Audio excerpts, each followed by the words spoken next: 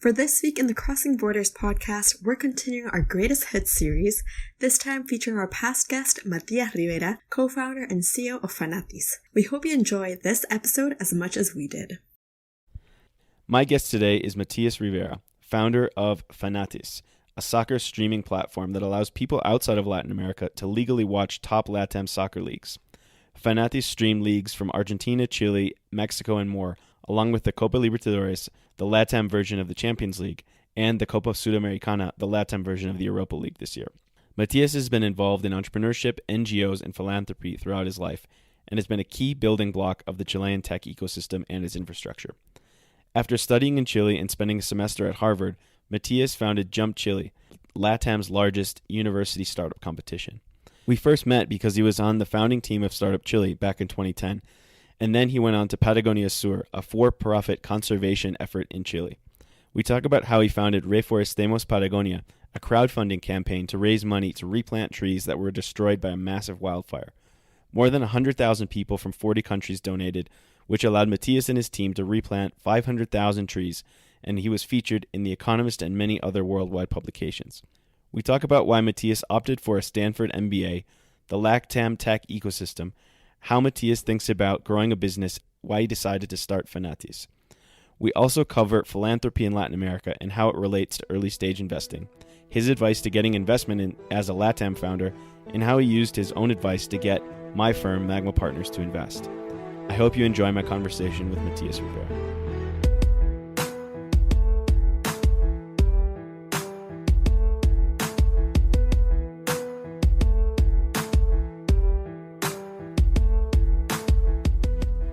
Hey Matias, thanks for taking the time to do this. Welcome to the podcast. Thank you for the invitation. Excited to be here. No, of course. So where are we in the world today? So we're in WeWork San Francisco, an Embarcadero Center.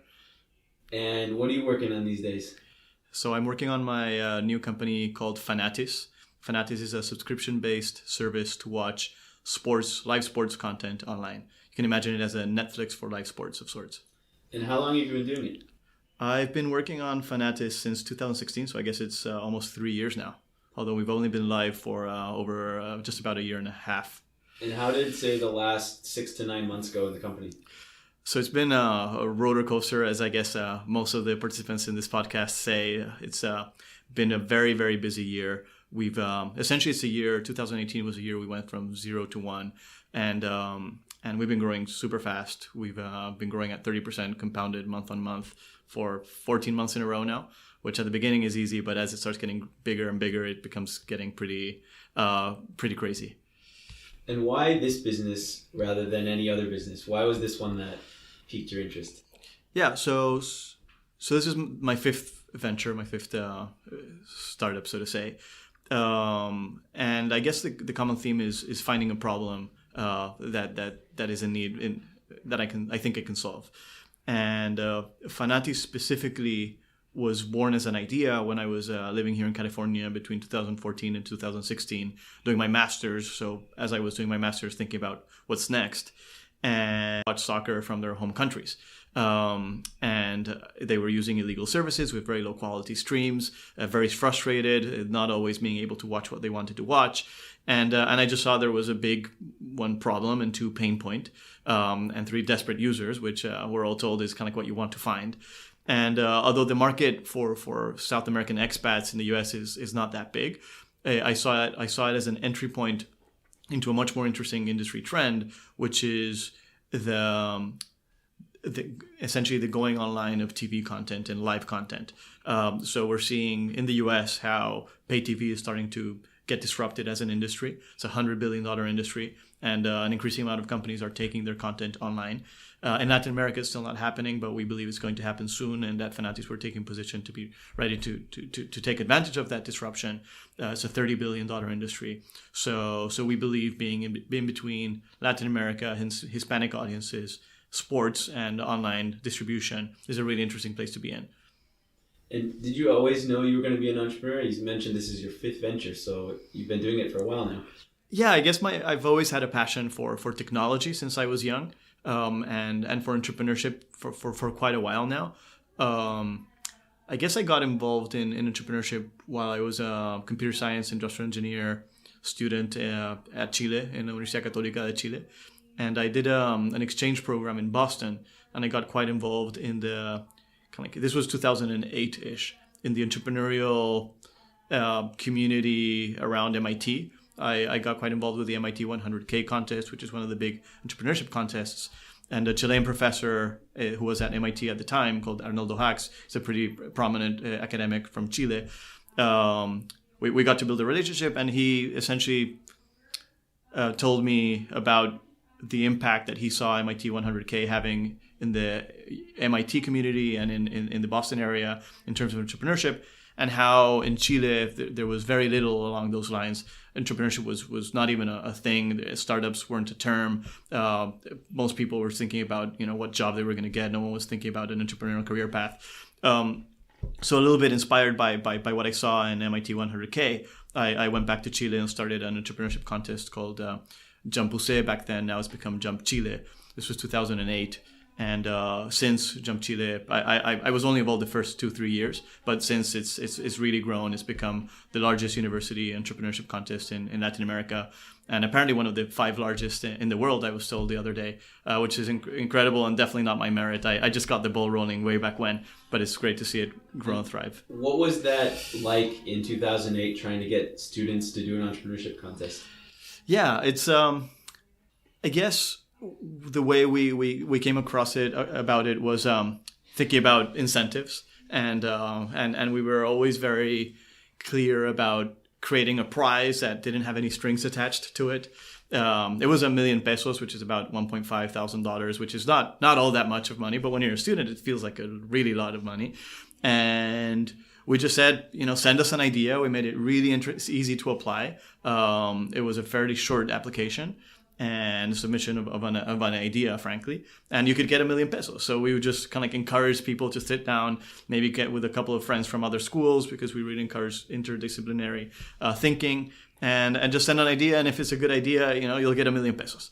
And that worked out pretty well and really picked up among the student community.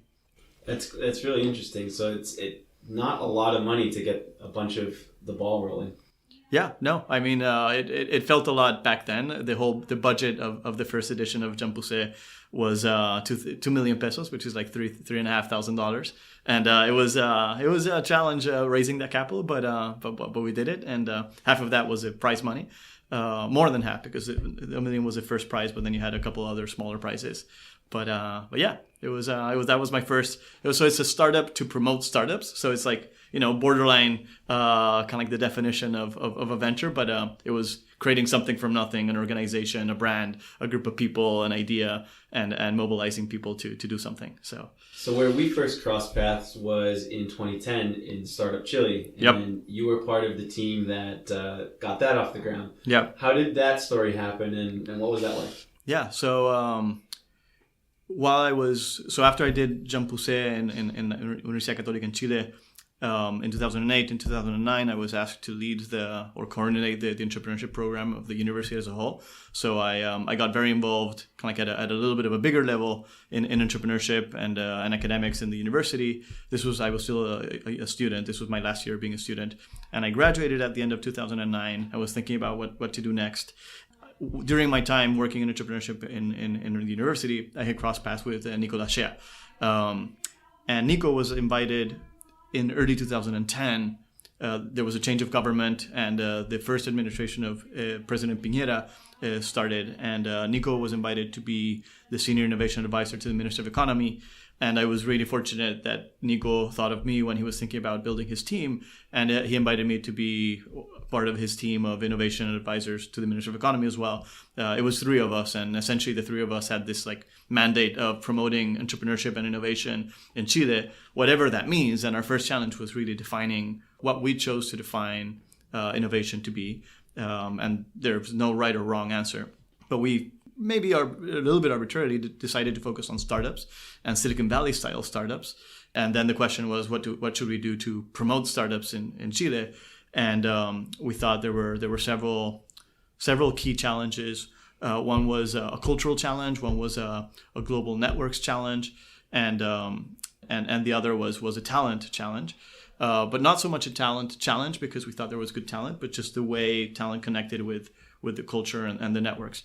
And the solution we thought about for that problem was importing entrepreneurs from other parts of the world, primarily Silicon Valley, but from all over, frankly, so that we could get those soft elements into Chile and promote an entrepreneurial mindset in the country. And once you were part of the first batch. Yeah, we were like company 5 or 6 to get there, I think. Yeah. And guinea pigs. Yeah, we were. What for good and for bad. Yeah, for good and bad, I think. So speaking of good and bad, so the program gets started. It's something you guys thought up, and then all of a sudden there's these foreigners that arrive in Chile. Mm-hmm. What were some of the early days like, and what were some of the challenges that got overcome to build the program? Yeah, so I remember when we were first thinking about Startup Chile, we were very enthusiastic and wanted to do something big fast. And maybe one of the most valuable pieces of advice I remember when I think backwards was someone who told us, just start with a pilot program. Start with something smaller just to validate what you think you know. And God, has that helped feedback? Was that feedback important? I think so. The first batch was 40 companies, and those 40 companies stressed everything in the system to the maximum.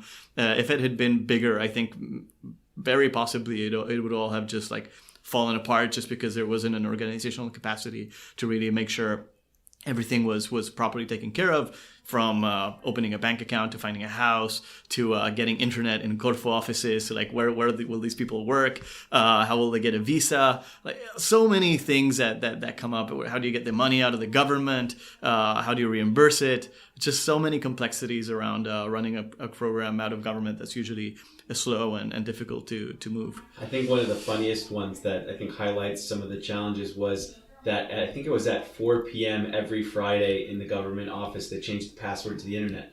So if you were on a phone call, it was done. It hung up. And then you had to go in and run around and find the new password. I actually did not know that. I think by month 2 we convinced the team to at least have like the passwords preset for a week or two in advance. And then by month 3 it was like, okay, fine, these guys are not going to do anything crazy. It's a government office, no one's trying to hack in here. And they kept the same password for like 3 years or 4 years after they had that set. And so there's just so many different challenges. Yeah. It was quite the roller coaster. So what did you do after leaving Startup Chile? So after leaving government in late 2011, I joined a company called Patagonia Sur. And Patagonia Sur was a project that was really interesting to me because it combined a lot of things that I thought were pretty unique, particularly in Chile, in the sense that it was a for-profit startup or venture founded by incredibly experienced and successful people from multiple different backgrounds, but both U.S. and Chilean. Warren Adams, the founder and sort of original visioneer of Patagonia Sur, had built the first social network after his MBA at Harvard back in 97 or so. This is way before Facebook. And he sold it to this small company that was selling books online called Amazon. A guy called Jeff Bezos, very, very kind of like early stage entrepreneur. Warren sold it for $100 million or so. And Patagonia Sur was part of kind of like his next career phase and philanthropic / business project. And it was a fund to invest in ecosystems in Patagonia to protect them, but for profit. So the question was, how can we protect the environment and make money at the same time? Challenging the usual assumption that if you make money, you're bad and you create a bad impact. And if you want to do good and create a positive impact in the world, you can't make money.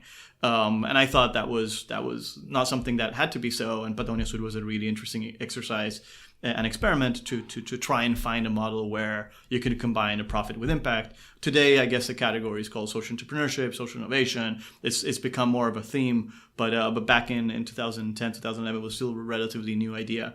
And I just thought it was really compelling, both because of the business model, the people that were involved, and just kind of like the career opportunity. What were some of the highlights of projects that either you did while you were there or that it's done since then? Yeah, I think pretty early on, I had only joined Patagonia Sur for a couple of months. I was general manager there. and there was this huge fire in Torres del Paine National Park in the south of Chile. And Torres del Paine is sort of the Yosemite of Chile. It's, a place that everyone loves. It's a very emblematic place for Chile. And it, a big chunk of it, over 16,000 hectares, would be like 35,000 acres, 40,000 acres, burnt down and were destroyed. And the government had no resources or teams or capabilities in place to take care of the problem. There was no one really who had the expertise required to confront the challenge and reforest and recover this national park and these destroyed areas. And in Patagonia Sur, one of the business lines that the company had been working on was carbon offsets through native species reforestation. So Patagonia Sur had developed the expertise to plant native trees in Patagonia, which was something that no one else was doing and no one else, frankly, knew how to do. So I saw, again, a little bit in the solving a problem and figuring out how I can help be a solution. I saw on the one hand a national park that was burnt down, big national crisis. On the other hand, a country, citizens, companies that was really sensitivized to sensitized. I don't know. It works. It works. We're there. About the problem and wanted to help, but really didn't know how to help. And then I was in Patagonia Sur, where there was a team of forestry engineers, and we had a stock of trees, and we knew how to plant them. And I guess I kind of visualized the possibility of creating a parallel NGO, because obviously this was an environmental crisis in national park, and if we wanted to ask for donations, making a nonprofit made most sense. And I saw on the one hand that we could maybe get permission from the government to reforest in Torres del Paine. I knew Patagonia Sur had the capability of providing kind of like the forestry expertise and the trees, and then raising capital from citizens and corporates. So that was the birth of a project called Reforestemos Patagonia, which we launched shortly thereafter. I think most notably, we created a crowdfunding platform, which has to this day a virtual forest where people logged in and saw great trees that were burnt down, could click on the trees, connect them to the social media profiles, donate $4 back then, and if the tree would turn green, they would get a certificate with the exact georeference coordinates of where the tree would be planted. A post would go on their Facebook wall saying they had just planted a tree in Patagonia. People would like it, share it, which was, again, kind of like early viral techniques that weren't so used so often. Actually, Facebook now won't allow you to do that, but back then we did it without any consideration, and it really took off. It became it was very we had a very strong PR campaign around it, and today, 7 years later, we planted more than 500,000 trees. We've received donations from over 100,000 people. I think it's the largest crowdfunding initiative in Latin America. I don't know of any other crowdfunding initiative that has received donations from 100,000+ people from more than 60 countries. So it's been pretty big, and today it's one of the prominent environmental NGOs in the country. It's really interesting. It's a great project that I think would be interesting to see if there's a way to emulate that other places in the world. Yeah. Because half a million trees is a ton of trees. Yeah, but the problem is much bigger. So it's a lot of trees, but the magnitude of just the environmental need is so daunting. I frankly think of the impact of Reforestemos Patagonia. Now it's called Fundación Reforestemos because it's expanded its work throughout Chile, and not only Patagonia now, is in creating awareness around the problem. But the 500,000 trees, although it's a lot and it's been the result of an enormous amount of work and effort, is just a drop in the bucket compared to the size of the problem. So I think there's an educational component. I think there's a cultural component. I think there's a component of making people feel an emotional connection with Patagonia and the environment and taking care of it more, and educating about the importance of protecting forests and avoiding forest fires, but also public policy influence. And really, I think these things, if the government doesn't step up, it's very hard for civic society to really be able to make a dent in the problem, big picture. So sort of taking a little bit of a left turn on this, but you raised a bunch of money to make this happen. Yep. And one of the things that we've talked about offline before is philanthropy in Latin America and how it compares to the U.S. Yeah. And you've written one of as far as I've seen, one of the most in-depth documents on this, and what the cultural differences are and why. So can you talk a little bit about why you studied that and then what you found? Yeah, sure. So this goes back to 2008. So the same time that Jean Pousset was born conceptually. So I was doing a program in Harvard College. It's called the Visiting Undergraduate Student program. And around that time, I was thinking about what I would write my thesis on when I finished engineering. And I knew I didn't want to do fluid mechanics of how water behaves in a pipe and the kind of like the usual stuff that engineers write about. But I didn't know what I wanted to write about. And I met a Chilean called Mario Valdivia while I was in Harvard. He was doing a research a term in the Harvard Kennedy School. And he was asking himself about how philanthropy is different in the US and Chile and other Latin American countries, and what are the drivers for that. I was fascinated by the topic and by kind of like what he was thinking about. And I offered him to be sort of a right hand kind of like research to write down what he was thinking, and I got very involved in after that. And I spent almost a year researching, essentially trying to explain why individual philanthropy is so much larger in the US than it is in Chile. So that's the reason kind of like how I got into that. And what one of the kind of like unexpected outcomes was the fact that pretty much no one had written about philanthropy in Chile before. So kind of like unknowingly, I became kind of like the only person who had researched and written and published a paper on philanthropy in Chile, and which has now been a reference in like a lot of studies and whatnot. And since there's other studies that have come out, but I guess it was as a student, it was really rewarding to feel that what I had written and spent so much time on was something that was actually read and used by NGOs and by decision makers and whatnot. What were some of the conclusions that you found? So I think that the biggest question or area of discussion when you think about philanthropy and people that discuss differences between countries is the role that legal incentives play and tax incentives. And it's easy to say that it's all about tax incentives. But I think my conclusion was that tax incentives definitely play a role, but the bigger explanation is cultural.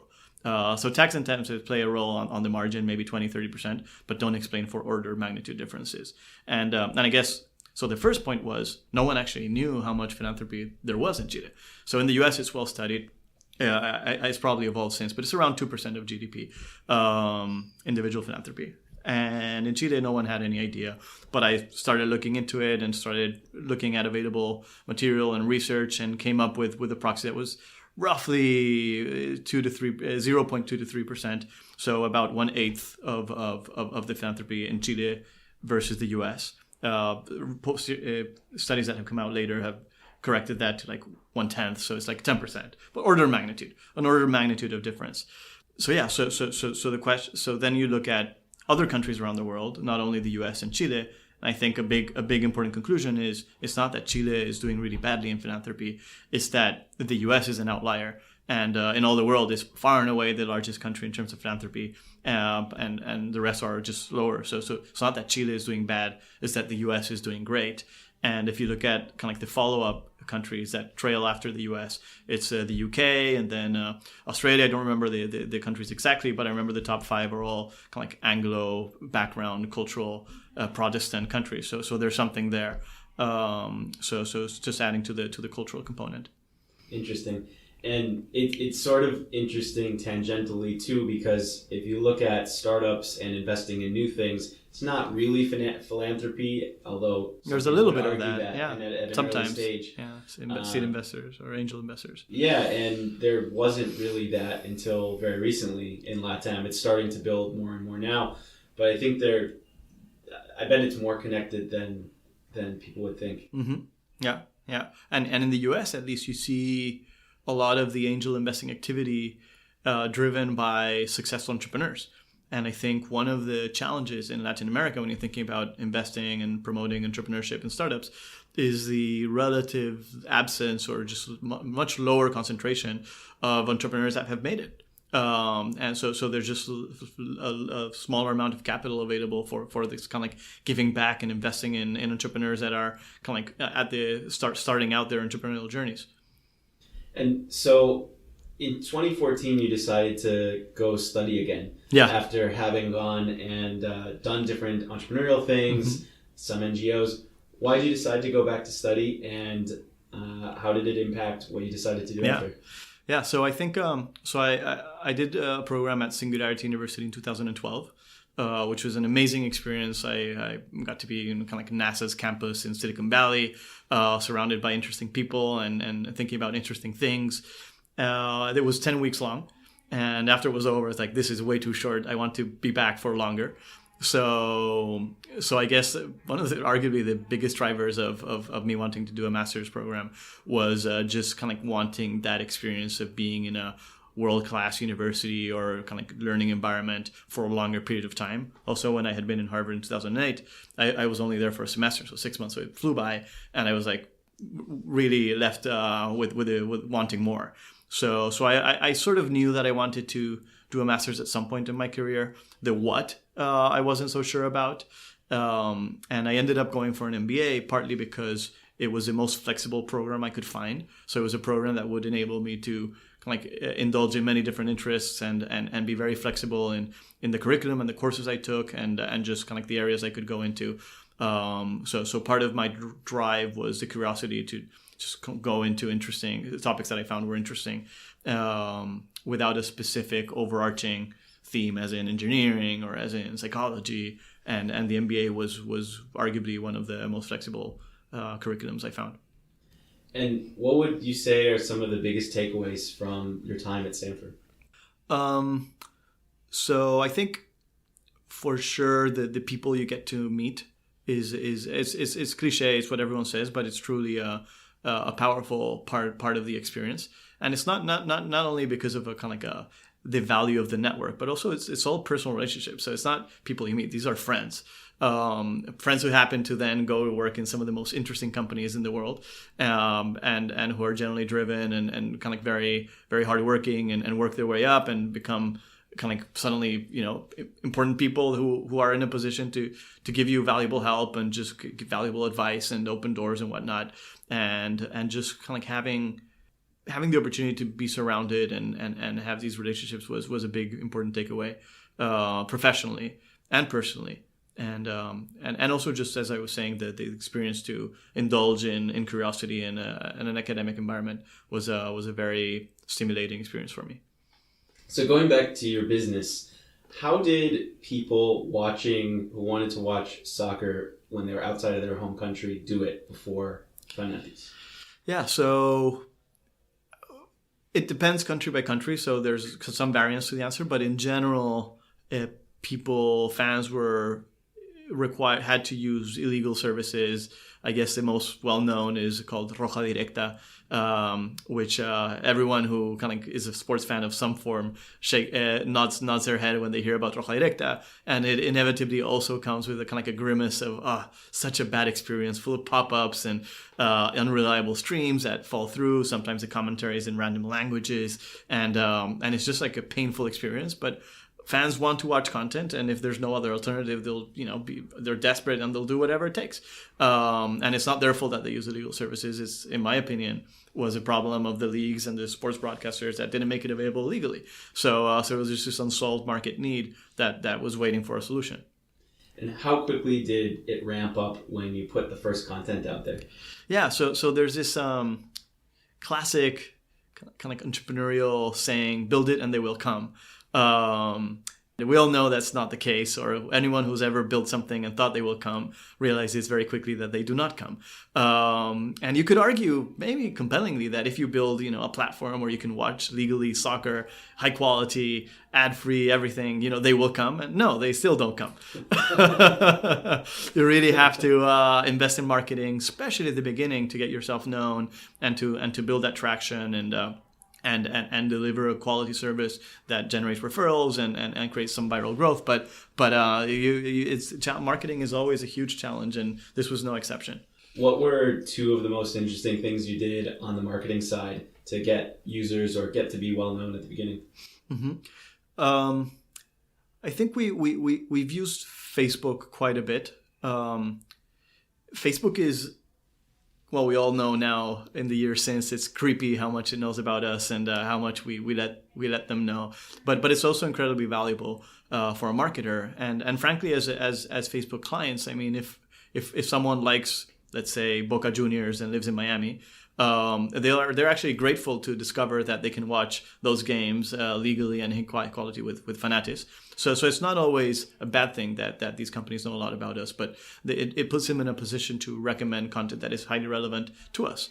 So we've used that a lot in terms of making very targeted advertising campaigns to kind of like people in certain countries where we have rights who are interested in teams that we broadcast the games of.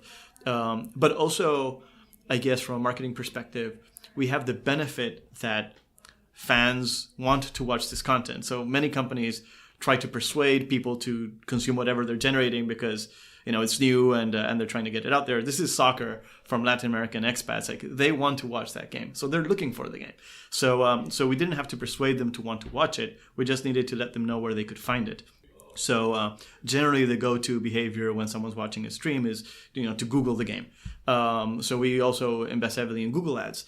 And frankly, all we need to do is make sure that the right keywords are there, and the click-through rates are ridiculous. The cost per click is super low. So from a just digital marketing metrics perspective, it works really well just because we're solving a real pain, and they gobble up the ads, frankly. So speaking of content, what kind of matches can people watch? So it depends on where you're at, and the world of sports content licensing is pretty complicated and nuanced. But we, in some part or other of the world, we've distributed or are distributing the leagues from Argentina, Brazil, Chile, Bolivia, some games, Peru, Colombia, Mexico, and the Libertadores and Sudamericana Cups. And we're adding an increasing amount of sports channels. So we broadcast Teis Sports, we broadcast Canal Deportivo Olímpico from Chile, we broadcast RCN, which is Colombia's national channel that includes the league games, and we're about to launch a golf channel Latin America, so we'll be the exclusive online partner for a golf channel all of Latin America. And for us, it's, although we were born with soccer, we consider ourselves a sports streaming service. And obviously for Hispanic audiences, soccer will always be the most popular sport, at least for now. But there are a lot of other sports that people also want to watch, in many cases struggle to watch. And we strive to solve those needs and those problems and make those sports available to these fans. So for people who maybe don't know the South American leagues and cups, the Libertadores is like the Champions League from Latin America, and the Sudamericana is like the Europa League. So imagine a startup being able to have that in a country for all the expats. It's actually a pretty big deal. Yeah, it's I never thought we would be broadcasting the Libertadores 3 months after we launched, but it goes to the point of the inefficiencies in distribution that these properties were having. And yeah, all of last year we were the only place you could watch all games of Libertadores and Sudamericana in the US, and the only place where you could watch it in Canada. And that's just because no one was distributing it in Canada. And in the US, the channels that were broadcasting it, Fox Sports specifically, wasn't able to put all the games in the programming just because there's other stuff that competes for that scheduling time. And we had a sublicense to broadcast all the games. So there we go. So what's next for you in the business? So the media industry and live TV and sports in particular is changing very rapidly. It's exciting and scary.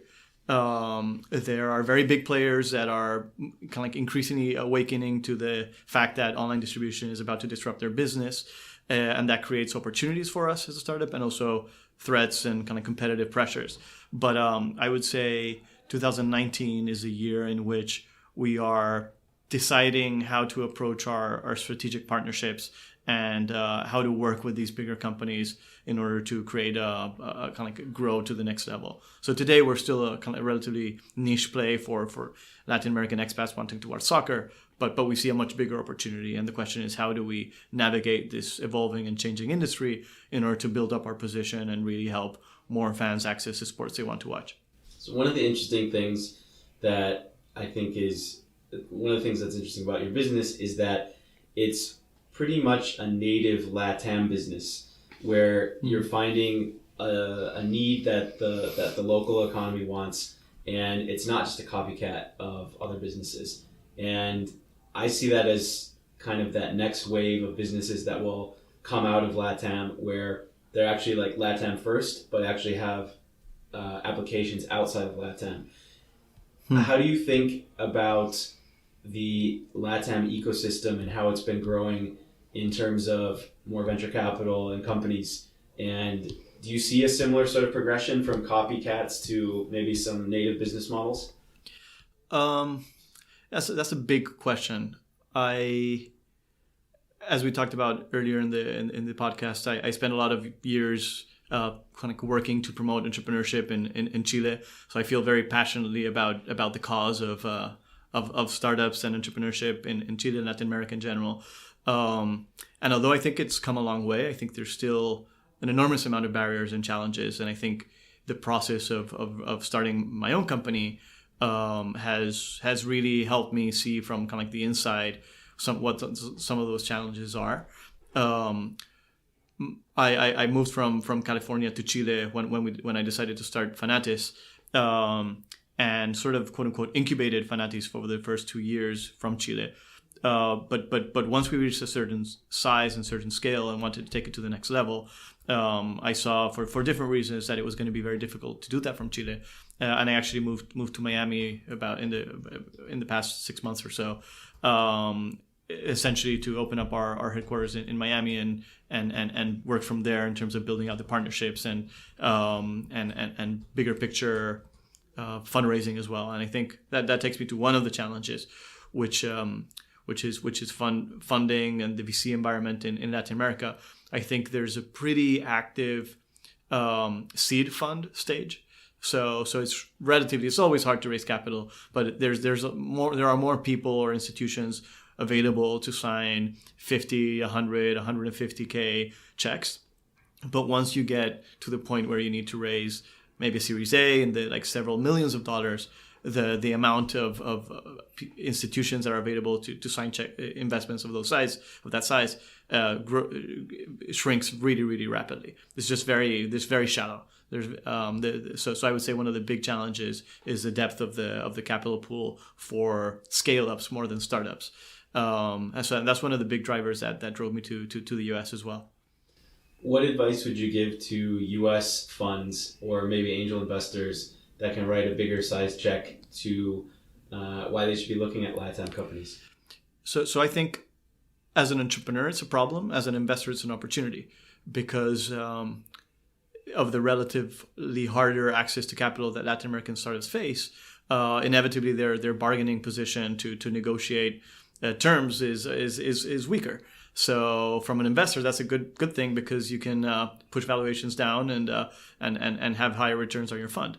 So I think and hopefully that, let's say, market unbalance creates the incentives that draws more capital from around the world to Latin America, and it corrects itself. But right now, I think there's a market inefficiency that is there to be fixed, and that's good for startups and that's good for investors. But there's a need. What advice would you give to LATAM entrepreneurs who want to raise, whether it's in LATAM or the US or both? I don't know if there's any blanket advice. I think I've never come across an entrepreneur that has raised capital without suffering a lot through the process. So it's just hard. And no matter kind of like the previous experience and partners and whatnot, it's always a challenge and it's always hard to kind of get access to capital. And I think the number one advice is just kind of don't give up. Don't knock on all doors. And also when you get a no, that's not necessarily a no never, it's a no now. So don't also give up on people that have said no in the past. In many cases, you're successful raising capital when you kind of get to know an investor, present the company. Maybe he or she is not ready, is not comfortable, doesn't know enough. But if they kind of continue updated with the progress you're making, and if you continue kind of achieving milestones you said you would, maybe you come back 6 months later, a year later, and show your progress, and maybe then they will sign a check. So building those relationships and not giving up on the first no is, I think, another piece of advice that can be helpful for entrepreneurs. That was one of the things that you did extremely well. When we first started talking about the business all the way till we finally invested, you would reach out every couple of months with, hey, this is what we've done. I said I was going to do this. I've done it, and probably actually more. You should give us money. I think that's fairly common in the U.S., but fairly uncommon in LATAM. There's only a couple of entrepreneurs, like less than 5, that do that and do a good job of it. So to all the LATAM entrepreneurs, please do that. We're completely happy, even if we say no, continue giving us the updates. And, sometimes we do invest 6 or 9 months later. Yeah, exactly. So what kind of books, blogs, podcasts, documentaries, anything like that do you like or would like to recommend that people take a listen to? Yeah, I've been working way too hard. I haven't been too active in the book or podcast or blog area. But one podcast that I enjoy listening to whenever I can is a podcast called Econ Talk by a guy called Russ Roberts. He's an academic out of Stanford, and he just finds the most interesting people and the authors of books that are kind of being talked about or are being influential in one way or another, and just sits them down for an hour interview and asks great questions and sparks great discussions and pushes back when he has to push back and gets into arguments, which is also fun and refreshing. So that's one that I really enjoy. So if you could go back to when you were just getting Start-Up Chile off the ground, knowing what you know today about entrepreneurship, what advice would you give yourself? So first of all, I think, I was part of the founding team, but I wasn't kind of like the spearheading founder. So the role is a little bit different. But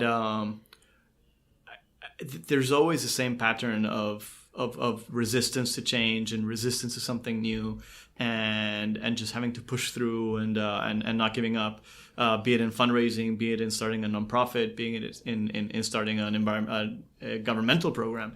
So I think thankfully we pushed through, and I think Nico Shea, who's kind of like the founder, the leading founder of Start-Up Chile, he's incredibly stubborn and doesn't take no for an answer, which is great. And I learned enormously from him and from that experience. So I would say that's an important takeaway and something that can be applicable across all kinds of things. So don't give up and just continue pushing. I think that's great advice, and I'm going to be interested in watching as you don't give up growing forward with the business. So thank you. To do it. No, thanks for having me. Thanks again for listening to this episode of Crossing Borders with my guest, Matias Rivera, co-founder of Fanatiz. If you want to hear more about Start-Up Chile, check out episodes with Nico Shea, John Bodegur, Sebastian Vidal, Horacio Melo, and Rocio Fonseca. Remember to check out latamlist.com and my book, Crossing Borders, if you want to go deeper into the LATAM tech ecosystem. If you like this podcast, please share it with a friend or give us a rating on iTunes or wherever you listen to podcasts. Thanks to Ankel and Sophia for helping produce this podcast, and thanks to you for taking the time out of your day to listen to it. Hope you have a great rest of your day.